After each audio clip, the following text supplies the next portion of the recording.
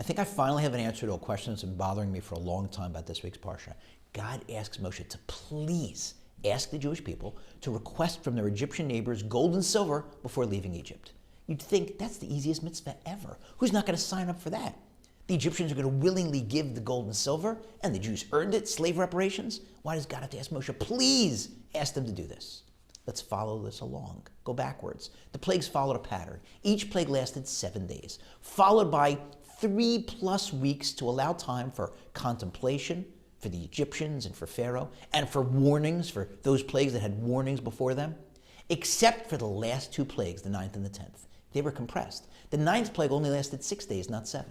The first 3 days of darkness, it was dark for the Egyptians, light for the Jews. And then the last 3 days during the plague of darkness was a mobilizing darkness for the Egyptians. The commentators tell us that during the first 3 days of darkness, fully 80%, 4/5 of the Jewish people died.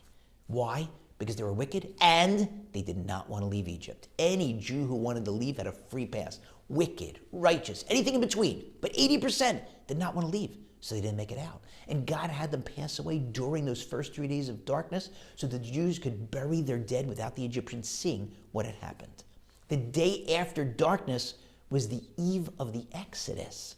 That was the day that the Jews brought the Korban Pesach, the sacrifice brought in connection with the Passover holiday, put the blood on the doorposts so that God would pass over the Jewish homes and only kill the Egyptian firstborn.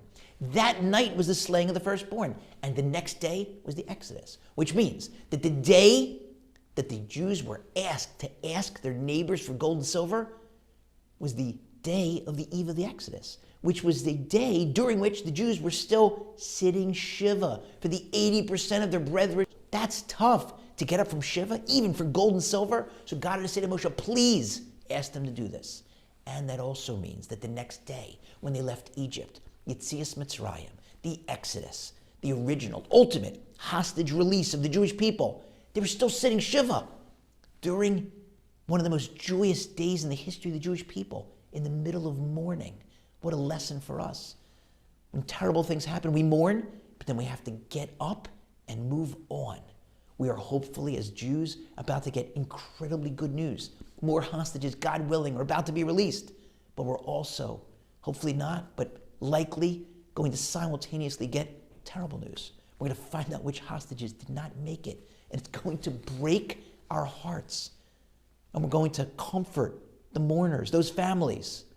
But then we're going to have to get up, stand up, move on, get back to the jobs that we're given. The reason each of us was put here in this world to grow, to strive, to learn, to do mitzvahs, to help others.